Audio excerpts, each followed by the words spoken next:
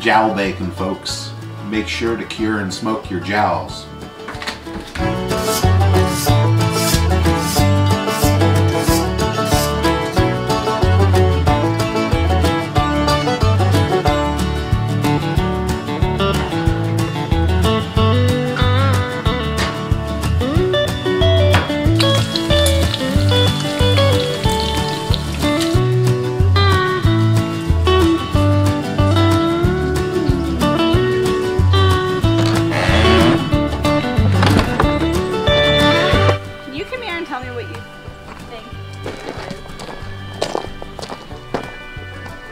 Under her, if you're looking at her from behind, peeking. I'm not sure if that's back. Under her left wing from the back, so her right wing looking at front. You can't tell if under her wing is a poop or a wound. There's no blood, but I can't tell like if from them sleeping in the chicken hut if she got pooped on. But I noticed it when she was going up the ramp this morning. I'm trying to watch her. Now she's got to come back out. I mean, she's acting fine, but I just didn't know.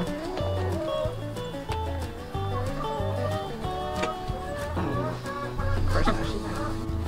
So you have to wait till she turns around. See it? Like you gotta kind of look. See that? Oh yeah, that's poop. I think that's what it is, but I just wanted a second eye. I mean, she's totally acting normal. I just didn't know. If it was a wound, it's definitely an old wound because it's not red.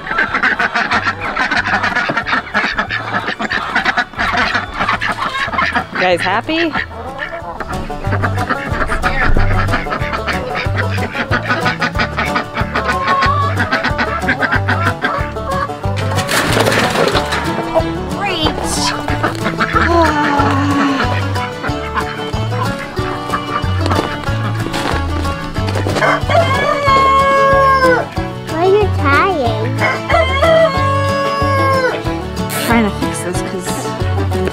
Startled Murphy.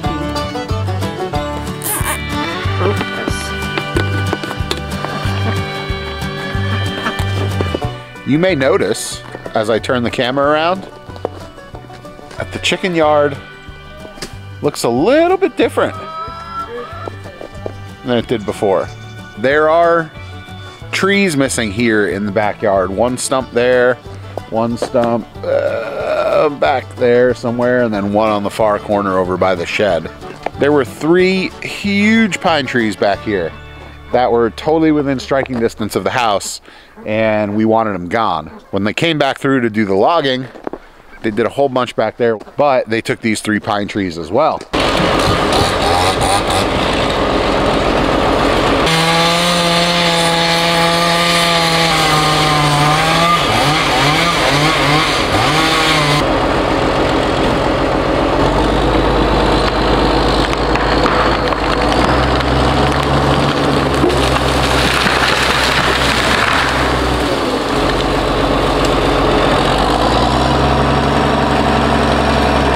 Which is incredible because it's opening up the backyard and it's putting light on the garden for the first time in probably 30 years that the garden has seen light.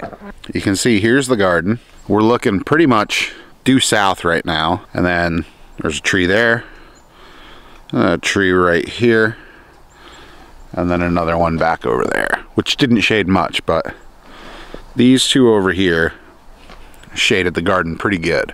So with the removal of those 3 trees, the tree cutting part of all this logging that we're doing is pretty much done. There's a few odds and ends here and there that they're gonna clean up, but the big stuff is all out. Before we head down the driveway, I wanna give a shout out to all of our Patreon supporters. We started doing Patreon back in January, not really knowing if it was gonna take off. It was just something we were gonna try for the new year.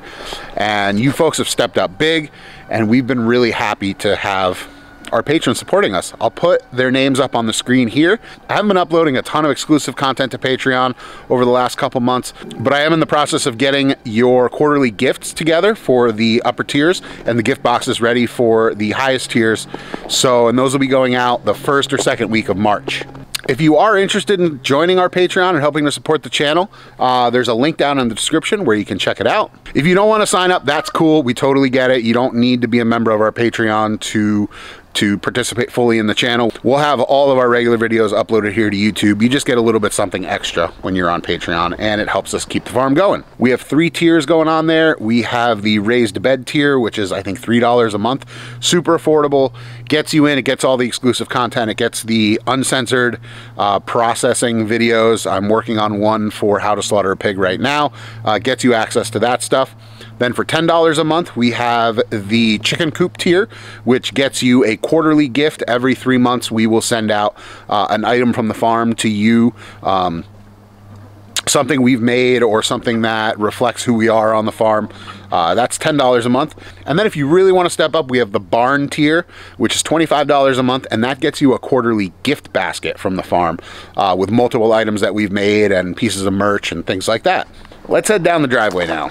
So now, with the logging itself done and we know kind of where the boundaries are going to be of everything, we can do the fun part, which is coming down here and kind of laying out where we're going to put everything, because obviously we didn't just clear this out to leave it the way it is. We've got to put fencing in. There's going to be a barn going in. There's going to be a small sugar house going in. And then there's going to be multiple pastures that are fenced off individually so that we can rotate animals through them and have smaller enclosures within those larger pastures. So now what I want to do is I'm coming down here. I've got an app on my phone that I'm going to use. It'll give me an idea of fencing, how much I would need if I was to do the whole thing, but it'll give me an idea of the size of the space so that we can plan the size of the barn, plan the sugar house, approximately where things are going to go, where the greenhouse is going to go. Really just get an idea of the actual space that we're working with down here. The name of the app that I got is called Land Glide. It's pretty basic. It was free. There are some paid options in it. I haven't really, it's very simple. I don't need it to do a ton, but basically what it's going to give me an aerial photo, like a Google Earth image of the land, and it will allow me to plot places on there based on GPS, and then it will tell me both the circumference of what I've essentially mapped out and the actual square area of it as well, which is kind of cool. So I'm gonna hand the camera to Jackie, and I'm gonna have her kind of follow me around and film me while I do this, because it's gonna be hard to carry the camera and do this on my phone at the same time.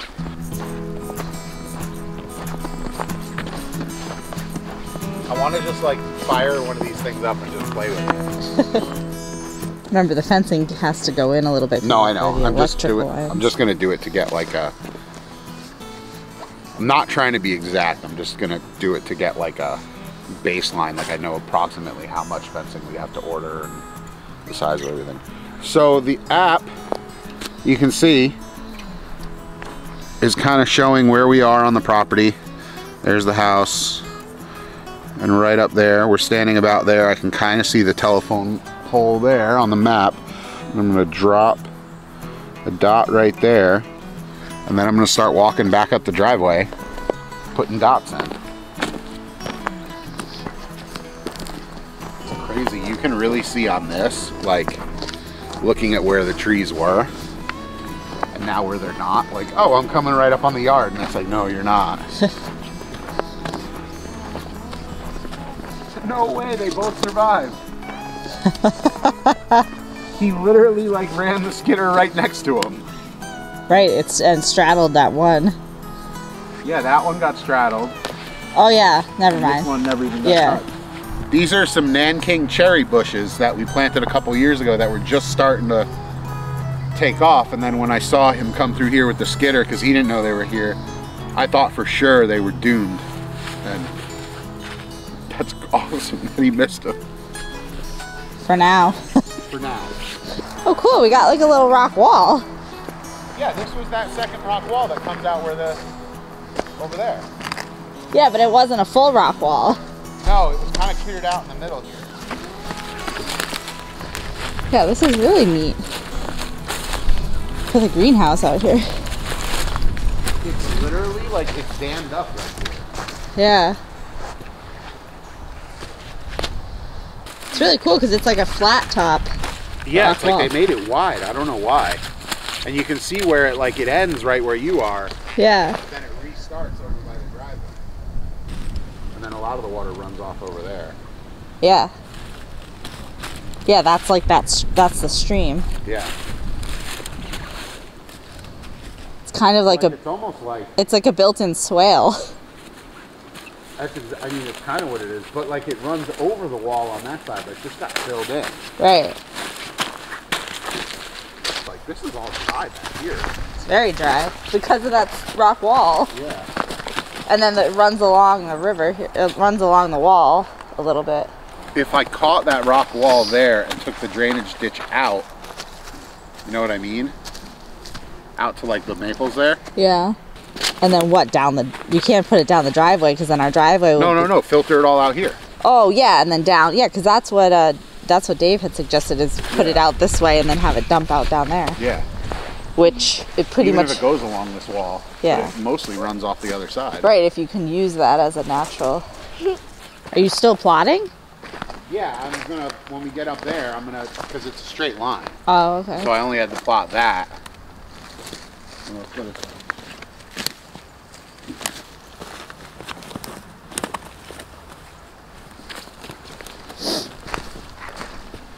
Make sure you're watching where you step.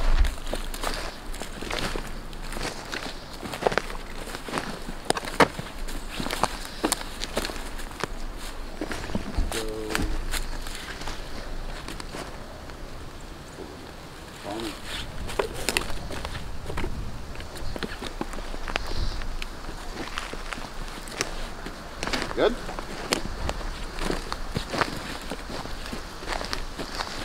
Whoops, you alright? Good job.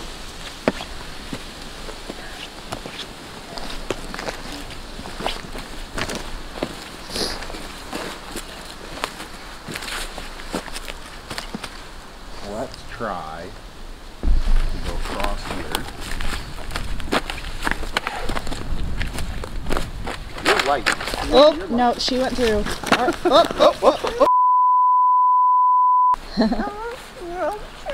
Yeah, see him? In the snow? Why did they look close? Well, because they were walking around the snow. That's right, there is. That's a huge print. We use the wall as safety. It's a very nice straight wall. Yeah.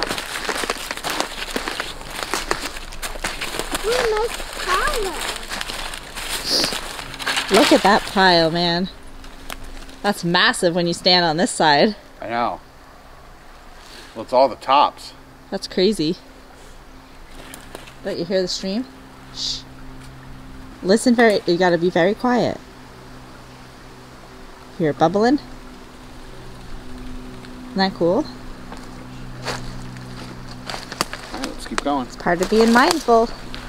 I mean, it would be easy to just make sure everything is channeled over this way before it gets to down there. Look at that view. I know, it's going to be awesome. This is crazy. Arms.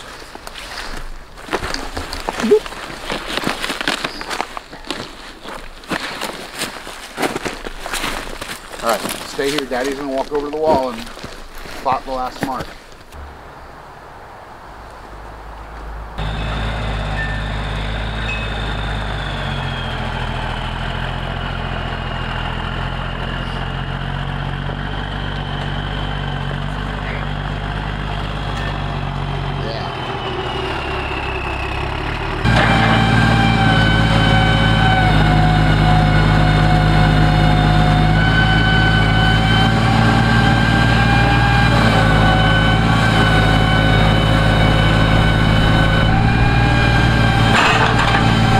$941.9 feet, and that side is just over an acre, just that one side.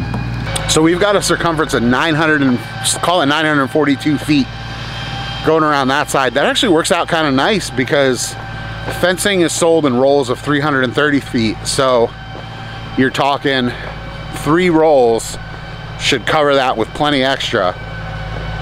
And 3 rolls, depending what we actually do fence off over there, it might give us enough to do a big pasture over here that we can break up with electro later, and a smaller pasture over here that we can have as just kind of like a barnyard pasture coming off the barn, eventually the barn. And then I think across the top of that new rock wall we found, we'll plant a bunch of sunflowers. That could be pretty. Yeah. And then we need to hire Jamie to rebuild our rock wall. Yeah, rebuild the rock wall. And I'm not joking. Because that's probably most of the rock wall. They just piled it up. Well, yeah, it came all the way through. Yeah, that's what I'm saying. Because it continues over here. Yeah, I know, that's what I'm saying. It just, they did something with all the rocks here in the middle. Yeah, I mean they're a lot still of them there. are right here. Yeah. Yeah, no, I'm gonna ask Jamie if he could. That would look really pretty. I was gonna map this other side over here just now, but with him having the log truck there and I'd have to walk up along the driveway, I'll just kind of give him the space to do what he's got to do now. And the Amazon guy shows up right as he's, yep, there he is. Yeah, I'll run down there. Hang on. I want my greenhouse somewhere over in this area. I don't know, I just have always envisioned it like in this corner.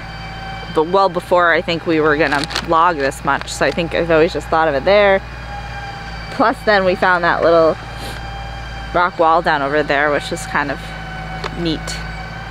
And then mostly pasture on this side. Nice green field. And bees somewhere near, you know, somewhere over here probably. When we get into the bees. Yeah. Probably another year or so till bees. That side over there with the greenhouse is probably going to be the first thing that we tackle.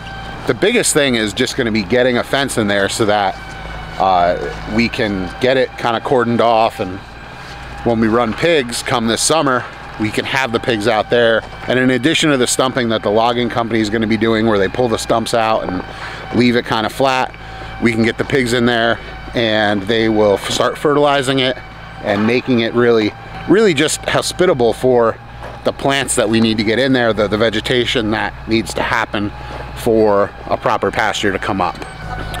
Obviously we'll have to, That's so funny, because that's going to be a thing. because now it's like we're up here on the hill. Right down in the, Yeah, we're up in the pasture, up on the hill. up on the hill, down in the pasture. Obviously we'll have to do soil tests, test for pH, test for nutrients, things like that, and that'll tell us what we might need to amend there. But if we get that whole process started now, where we get the pigs on it and we start working that land, we're going to be ahead of the game, because really your biggest enemy when you're coming through and you're trying to convert forest to pasture like we're doing is just time. Like when things get away from you and you're not making continuous improvement, that's when saplings start to come up, and that's when weeds start to move in, like noxious weeds that your animals aren't going to want to eat. If we do all this logging work and then it gets away from us and it starts to overgrow, then paying somebody to come in and stump it for us and grade it was really all for naught, because then you're going to have to come in and you're going to have to either till it or dig it up and get all those saplings out again. You just want to make sure that you're continuously making improvements on your pasture, whether that's making sure you get seed down, putting down a cover crop, even if it's something that, you know, is just an annual. It's not something that's going to stay there, like a rye, like you put down an annual ryegrass that you know, it grows up once and it dies, but at the same time, one, it's going to put nutrients back into your soil. Two, that rye coming up, even though it's going to die off, it has crowded out other weeds and trees that want to regrow and things like that. That's where we'll call it for today. We're going out with Jackie's parents for supper tonight because it's her dad's birthday. We really appreciate having everybody here, and we thank you for watching. I hope you're having a great day. Bye.